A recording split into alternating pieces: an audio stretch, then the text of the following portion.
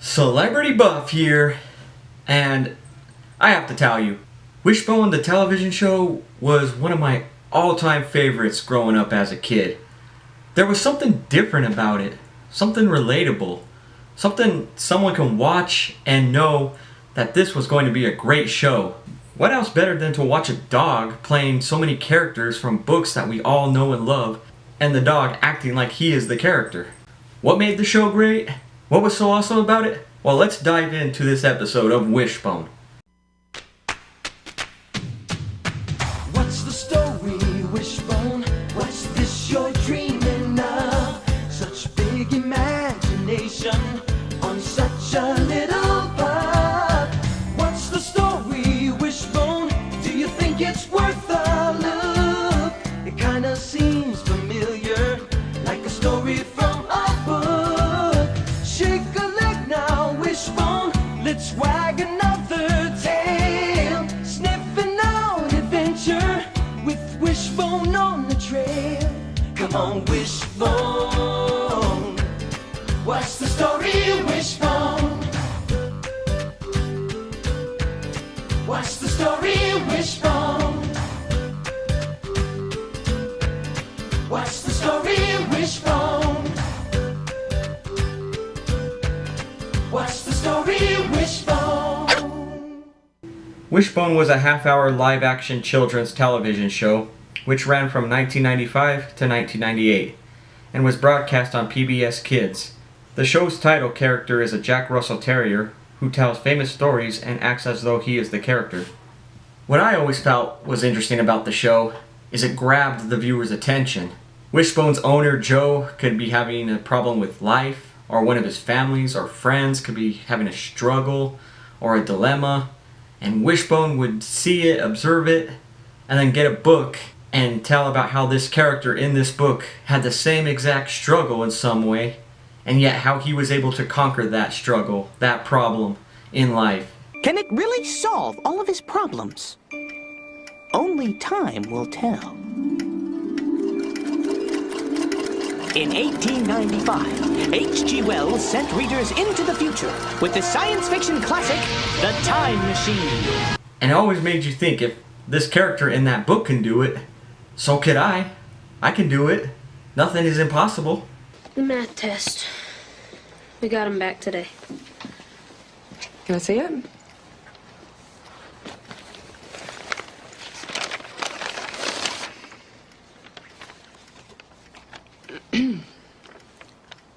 C minus.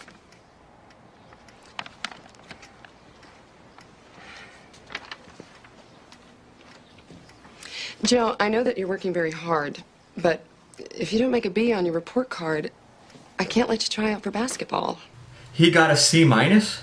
Okay, I know the show is trying to tell kids that they can always do better and there is always a way, but a C minus is good. School wasn't easy for everyone. If I got a C minus and I was able to pass, my parents let me play. Well, why don't you use a calculator? I don't have one. Well, here, you can have mine. I've got another one at home. Thanks, David. No problem. That'll speed things up on tests. Besides, Mr. Delgado says we should get used to using them. It's required in high school. Really? Yeah. Hold on, Joe. You and I have already discussed this. A calculator is not going to solve all of your problems. It's just a tool. Yeah, I mean, I have a calculator, but I still have trouble with fractions and percentages. I know. Look, this one has a special button for percent. Welcome to the future, Joe. Yes, pretty soon before you know it, this will be the future. We'll be able to carry calculators everywhere we go. Speaking of saying that, what was that famous saying by teachers? You need to learn fractions because you won't always have a calculator with you? Gee. Boy, did that come and bite them in the butt. Everyone has a calculator with them all the time now. I wonder what it is teachers tell students today. You need to learn fractions. You never know when an electromagnetic pulse will come and aliens will come onto the earth, shutting down all electric devices, and we'll be defenseless. And when that happens, you will need to know fractions. I don't know. I doubt they say that, but honestly, when they always told us that in school, and people did have calculators on their phone, because calculators was actually one of the first things on a phone, before games, before texting. I think everyone actually did have a calculator, yet teachers were still saying, you need to learn fractions. You won't always have a calculator with you. Well, everyone does now. Anyway, moving on. Wishbone was a show that felt as though many people, not just kids, but everyone could relate to. With the silliness of Wishbone to the stories that many people knew and loved, and seeing Wishbone acting as though he was the character made the show great to watch. And who wouldn't want to watch a Jack Russell anyway? I mean, Wishbone was cute, he looked cuddly, and playing characters from books that we all read when we were kids, or that our parents read when they were kids, and seeing a dog acting it out, it was amazing. Wishbone was great. However, the dog wasn't really named Wishbone. I know, right? You're asking yourself, if the dog wasn't named Wishbone, why did they call him Wishbone? I know, that's a good question, right? However, my dog is named Wishbone. You see? She has the wishbone right there on her head. And she's so cute and cuddly and lovable. Yes, and I just love her so much, and I just want to squeeze her and pet her, and I just love her all the time. And she is having that look like I am stupid, isn't she? Okay, I'm sorry, Wishing. All right, back to the review. So what was the dog's real name if it wasn't Wishbone?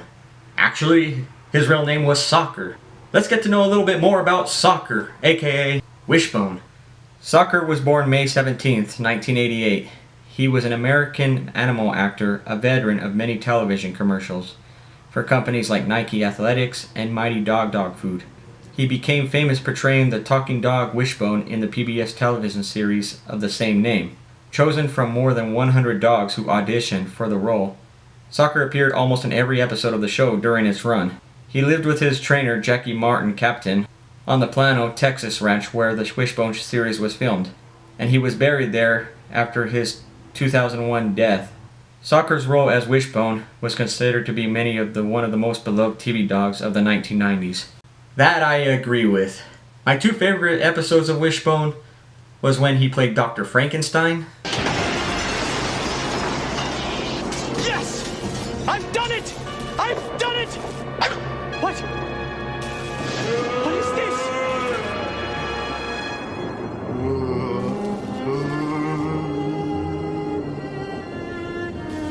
No. No! No! All of my work! All of my research! For this thing!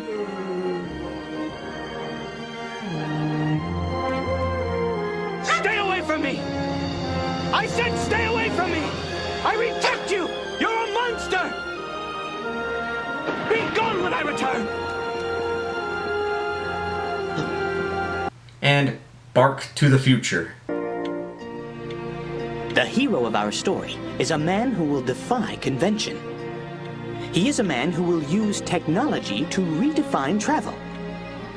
He's quite brilliant. And of course, good looking. The hero is the time traveler. This talk of time travel is absurd. But why? Okay. One thing I always wondered is seeing the actors acting with the dog, acting with Soccer. Did they actually hear Wishbone talking or just act it out? I never understood what they did there. I understand they're actors, and the show couldn't have happened without them, but they're looking at the Jack Russell and they're the actors. Do they just act like what Wishbone is saying, he's actually saying it, or do they really hear Wishbone speaking? Since we're talking about this, let's talk about the person who actually voiced Wishbone. Larry Brantley. Larry Brantley is a voice actor and a comedian. He is best known for his voice of Wishbone. Brantley went to Conroe High School and specialized in character voices. He was also a voice actor on the animated project for children called Boz the Bear. Celebrate Christmas all of 12 days, passing out presents in different ways. and voiced Corporal Franklin Paddock in Brothers in Arms, Earned in Blood. He was also a volleyball coach in McKinney, Texas for a team called the Straight Aces and Orange Crush. He currently stands as a cast member at the Medieval Times Dinner and Tournament in Dallas. That would be cool to go to, the Medieval Times Dinner. Wonder what that would be like. It's like when Spock had to fight Kirk on Star Trek. Best friends forced to do battle.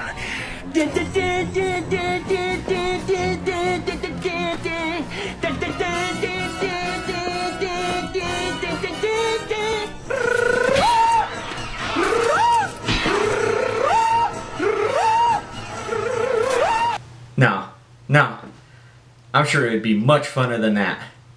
I'm Celebrity Buff. I'll be back with another celebrity.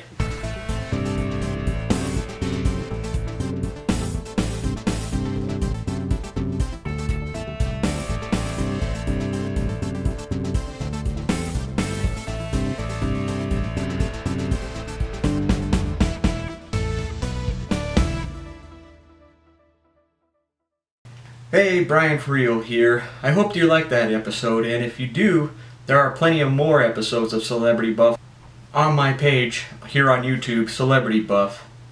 I've covered many celebrities so far, like Morgan Freeman, Arlie Ermy, Matthew Perry, and a few others, and I'm going to be covering even more. So if you like Celebrity Buff, and it's something that intrigues you, just go to my other page. I'll try to leave a link on the bottom below of Celebrity Buff, and check out some other videos.